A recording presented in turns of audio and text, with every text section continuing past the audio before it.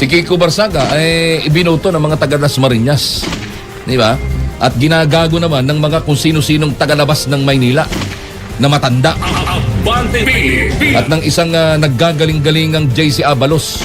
Di ba ka? Mga ipokrito. Di ba? Kung tutusin, dapat na magsabi kung anong trabaho at kung anong mangyayari o dapat tinatanong ng mga ito ang mga taga Dasmariñas. At i-justify ninyo sa kanila na kailangang suspindihin itong tao na ito.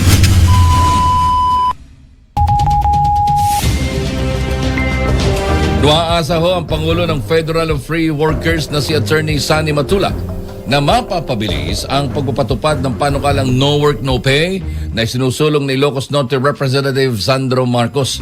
Ayon kay Matula, malaki ang magiging positibong epekto ng panukala dahil magsisilbi itong patunay ng transparency at accountability sa hanay ng pamahalaan, lalo na sa mga opisyal na pinupunduhan ng buwis ng taong bayan. Sa parehan ng programang Abante sa Umaga, iginiit ni Matula na hindi makatarungan kung ang mga ordinaryong manggagawa ay mahigpit na sinusunod ang patakarang No Work, No Pay, samantalang ang ilang miyembro ng gabinete ay maaaring lumiban sa trabaho ng walang kaukulang pananagutan.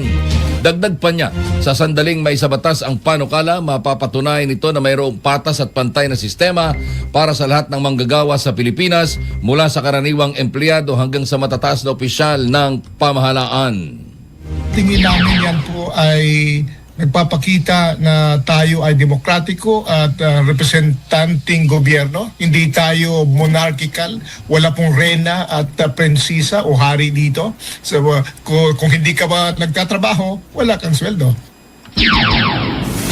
Ang tinig ho ni Attorney Sani Matula, Pangulo ng Federation of Free Workers sa panayam ng Abante. Abante Pilipinas. Ang ibig sabihin nung No Work, No Pay, yung hindi nagtatrabaho. Ayan. At hindi umattend ng sesyon. Ayan. Tama naman yon. Pagka-absent sa sesyon, ibang usapan yon. Pero teka muna. Di ba? Pwede naman hong tawag dito, hindi mag-represent, kundi pwedeng ano bang term doon? Pwede naman hong mag-manifest ang staff ng isang congressman. Kung wala siya sa sesyon, pwede mag-manifest ang staff niya mismo, magpadala ng emisaryo o ng liham o ng pagpapaalam, sapagkat halimbawa na lang, paano kung itong si congressman ay merong dinadaluhan o merong trabahong kailangang may tungkulin na kailangan ng harapin sa kanyang nasasakupan, doon sa kanyang jurisdiction as a representative. Di ba ga? So hindi siya makakaten. So pwedeng magpasabi naman yan. Kesa naman, halimbawa, may sesyon, ay meron akong kailangang gampanan din sa aking lalawigan. Ay lalawigan ko ay nasa dulo ng Mindanao. O kaya ay nandun sa Apari. Ay may sesyon ngayon. So kailangan kong umattend. Pupunta ako doon para lamang sabihin na andito po ako, present, pero maya-maya po magpapaalam po ako dahil ako po may trabaho doon. Meron po akong haharaping trabaho doon po sa akin nasasakupan sa Hulo o sa Apari. Pwede ba yun? Pwede naman yun. Pwede naman yun. Kaya lang, Diyos ko naman, tawag dito, napaka-unrealistic naman nun, hindi ba ga? At saka, hindi practical. Napaka-impractical nun. Uuwi ka muna para gano'n, samantalang after the session days, kung wala ka namang committee hearing as a member or chairman or vice chairman or whatever, sa anumang committee, uuwi ka ng probinsya mo. Dadalawin mo din ang iyong nasasakupan at baka mamaya may mga nangyayari na doon na hindi mo alam. Tungkulin mo yun. Sapagkat ikaw ay ibinoto ibinoto ka ng iyong mga kadistrito. Kagaya din nung sitwasyon ni Kiko Barsaga, hindi ba ga? Si Kiko Barsaga ay ibinoto ng mga taga Dasmariñas. Di ba? At ginagago naman ng mga kung sino-sinong tagalabas ng Maynila na matanda. At ng isang naggagaling-galingang JC Abalos. Di ba ga? Mga ipokrito. Di ba? Kung tutusin, dapat na magsabi kung anong trabaho at kung anong mangyayari o dapat tinatanong ng mga ito ang mga taga Dasmariñas. Tama ba yung ginagawa ng inyong i-justify ninyo sa kanila na kailangang suspindihin itong tao na ito? At ito naman, na isang congressman, kaya absent, i-justify ninyo na kailangang i-forfeit ng kanyang sweldo dahil hindi siya pumasok. No work, no pay. So ngayon, lalabas na sila ngayon na arawan. Di ba? Magkano kaya isang araw ng mga yan? Magkano kaya isang araw ng mga yan? Hindi ko mabasa rin isang ari. Gayon pa man, nananatili yung neutral ang net satisfaction rating ni Pangulong Ferdinand Marcos Jr. sa latest survey na inilabas ng Social Weather Station o SWS.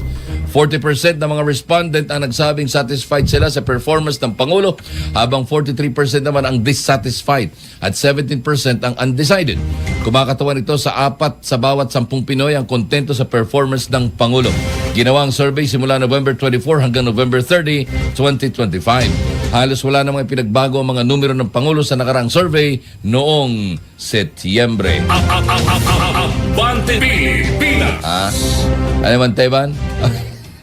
Sumisenya si Mang Teban. Sabi ni Mang Teban, nek nyo. Di ba? Si Sandro Marcos, tinan mo, ang sinisilip ngayon, no work, no pay, yung mga pala absent. Palibasa, hindi siya uma-absent, ano ha? At hindi siya pwedeng umabsent, mapapagalitan siya ni tatay. Pero ang patunayan muna ninyo, patunayan muna ninyo na kung talagang totoo kayo, yung transparency sa inyong mga nandyan sa puder at mula dyan sa Malacanang.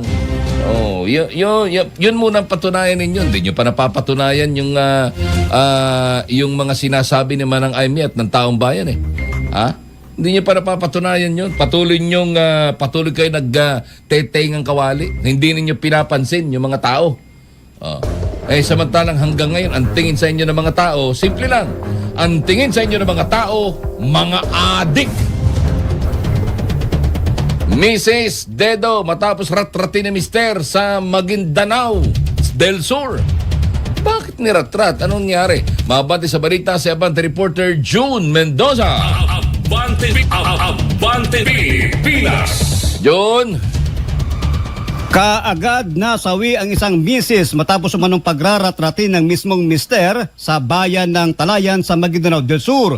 Sa ulat na pinalabas ng Maguindanao del Sur Police Provincial Office, nangyaring insidente noong Pebrero 3 sa loob ng pamamahay ng mag-asawa sa Barangay Lanting. Lumalabas sa investigasyon na habang nagpapasuso ang biktima sa kanilang bunsong anak, biglang dumating umano ang sospek na umunin ng gagalaiti sa galit dahil umano sa selos. Nagkaroon ng pagtatalo ang mag-asawa hanggang nauwi sa madugong insidente. Ligtas naman ang sanggol at nasa pangangalagan na ngayon ng mga kamag-anak. Samantala, patuloy ang pagtugis ng mga otoridad sa sospek habang nananawagan din ang kapulisan sa mga may alam sa kinaroroonan nito na makipagtulungan sa ginagawang investigasyon para agarang mabigyang hustisya ang biktima. Ito, si June Mendoza, Abante. Abante Pinas. Thank you, June Mendoza. Nagatid sa oras na alas 4:55 ng umaga. Sa iba pang mga umabanteng balita, pinabibilis ng Department of Foreign Affairs ang pagbuo ng Code of Conduct sa South China Sea bilang bahagi ng patuloy na pagsisikap na mapanatili ang kapayapaan at kaayusan sa rehiyon. Sa pakikipagpulong ni Senator Erwin Tulfo kay DFA Secretary Maria Teresa Lazaro, kinumpirma ng ahensya na inaasahang matatapos ang nasabing Code of Conduct bago matapos ang kasalukuyang taon. Ipinahayag din ni Senator Tulfo ang kanyang pagiging bukas sa posibilidad ng pakikipagpulong sa Chinese Embassy upang magkaroon ng maayos, malinaw at diplomatikong pag-uusap. Ito'y kasunod ng mga naging matitinding palitan ng pahayag sa pagitan ng embahada at ilang opisyal ng pamahalaan. Ayon sa senador, ay mas mainam resolbahin sa pamamagitan ng dialogo kaysa sa palitan ng maaanghang o sa palitan ng maaanghang na pahayag sa publiko.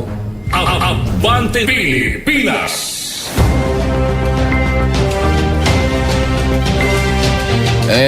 Ewan ha. Pero dami kasing naggagaling-galingan eh. Ang dami naggagaling-galingan sa gobyerno natin. Na para bang hindi nila naiintindihan yung diplomatic. yung diplomasya o diplomatikong komunikasyon.